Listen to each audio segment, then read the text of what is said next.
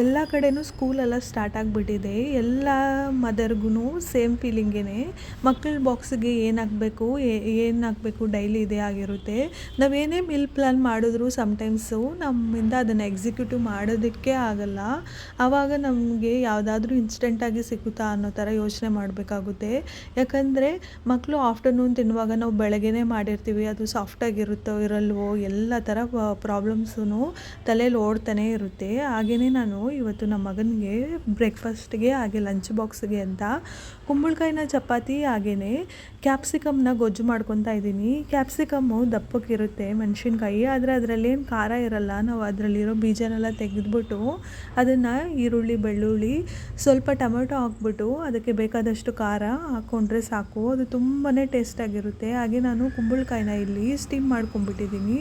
ನೀರಲ್ಲಿ ಹಾಕಿ ಬೇಯಿಸ್ಕೊಬಾರ್ದು ಕುಂಬಳಕಾಯಿನ, ಅದು ಬದಲು ಸ್ಟೀಮ್ ಮಾಡಿದ್ರೆ ಅದರಲ್ಲಿರೋ ಪ್ರೋಟೀನ್ಸ್ ಎಲ್ಲನೂ ಹಾಗೇ ಇರುತ್ತೆ. ಹಾಗೆ ನಾನು ಸೈಡ್ ಬೈ ಸೈಡಲ್ಲೇ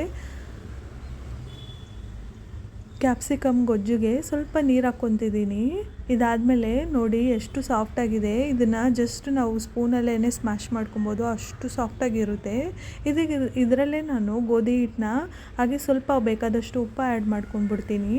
ಇದರಲ್ಲಿ ನಾನು ಯಾವುದೇ ಥರ ನೀರೆಲ್ಲ ಮಿಕ್ಸ್ ಮಾಡ್ಕೊಳ್ಳೋಕ್ಕೆ ಹೋಗಲ್ಲ. ಕುಂಬಳಕಾಯಲ್ಲೇ ಆಲ್ರೆಡಿ ನೀರು ಇರುತ್ತೆ, ನಾವು ಜಸ್ಟ್ ಮಿಕ್ಸ್ ಮಾಡಿಕೊಂಡ್ರೆ ಸಾಕು, ಅದು ಚಪಾತಿ ಪದಕ್ಕೆ ಬಂದರೆ ಸಾಕು. ಇವಾಗ ಕ್ಯಾಪ್ಸಿಕಮ್ ಗೊಜ್ಜು ಸಹ ರೆಡಿ ಆಗೋಯಿತು. ಅದಕ್ಕೆ ನಾನು ಮೇಲೆ ಸ್ವಲ್ಪ ಕೊತ್ತಂಬರಿ ಹಾಕ್ಬಿಟ್ಟು ಇಳಿಸಿದ್ದಾಯಿತು. ಇದಾದಮೇಲೆ ಸೈಡ್ ಬೈ ಸೈಡಲ್ಲೇ ಕುಂಬಳಕಾಯಿನ ಚಪಾತಿ ಮಾಡ್ಕೊತಾ ಇದ್ದೀನಿ. ಇದಕ್ಕೂ ನಾರ್ಮಲ್ ಚಪಾತಿಗೂ ಯಾವುದೇ ಥರ ಡಿಫ್ರೆನ್ಸ್ ಇರಲ್ಲ, ಬಟ್ ಸ್ಲೈಟಾಗಿ ಏನಂದರೆ ಟೇಸ್ಟಲ್ಲಿ ಡಿಫ್ರೆನ್ಸ್ ಗೊತ್ತಾಗುತ್ತೆ. ಆದರೆ ನಾವು ಇದರಲ್ಲಿ ಕುಂಬಳಕಾಯಿನೇ ಹಾಕಿದ್ದೀವಿ ಅನ್ನೋ ಥರ ಏನೂ ಡಿಫ್ರೆನ್ಸ್ ಇರಲ್ಲ. ಹಾಗೆಯೇ ನೋಡಿ ನಮ್ಮ ಮಗನಿಗೆ ಬ್ರೇಕ್ಫಾಸ್ಟಿಗೆ ಅಂತ ಚಪಾತಿನ ಹಾಕಿದ್ದಾಯಿತು, 2 ಚಪಾತಿ. ಇದು ಬಟ್ ಯೆಲ್ಲೋ ಕಲರ್ ಆಗಿರುತ್ತೆ, ಅದೊಂಥರ ಚೆನ್ನಾಗಿರುತ್ತೆ ಕಲರು.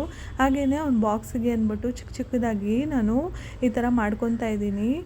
ಇವಾಗ ಮನೇಲಿರುವಾಗ ನಮ್ಮ ಮಗನಿಗೆ ಫುಲ್ ಚಪಾತಿ ಕೊಟ್ಟರೆ ಅದರಲ್ಲಿ ನಾವು ಬಿಡ್ಸಾಕೋ ಥರ ಇರುತ್ತೆ, ಆದರೆ ಸ್ಕೂಲಲ್ಲಿ ಯಾರೂ ಇರಲ್ಲ. ಅದಕ್ಕೆ ಅಂದ್ಬಿಟ್ಟೆ ನಾನು ಈ ಥರ ಚಿಕ್ಕದಾಗಿ ಮಾಡಿಕೊಂಡ್ರೆ ಅವನು ಒಂದು ಬೈಟಲ್ಲೇ ತಿನ್ನೋ ಥರ ಈಸಿಯಾಗಿರುತ್ತೆ.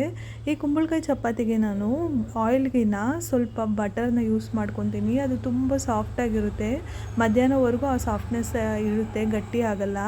ನಮ್ಮ ಮಗ ತಿನ್ನೋವರೆಗೂ ಅದು ಸಾಫ್ಟಾಗಿರುತ್ತೆ, ಅದಕ್ಕೆ ಅಂತ ನಾನು ಆ ಥರ ಮಾಡ್ಕೊತೀನಿ. ಹಾಗೆಯೇ ಸ್ವಲ್ಪ ಕ್ಯಾಪ್ಸಿಕಮ್ನ ಗೊಜ್ಜು ಪ್ಯಾಕ್ ಮಾಡಿದ್ದಾಯಿತು. ಇದೆಲ್ಲ ಆದಮೇಲೆ ಇವತ್ತು ಸ್ನ್ಯಾಕ್ಸ್ ಬಾಕ್ಸಿಗೆ ಅಂತ ವಾಟರ್ ಮಿಲನ್ನ ಪ್ಯಾಕ್ ಮಾಡ್ತಿದ್ದೀನಿ.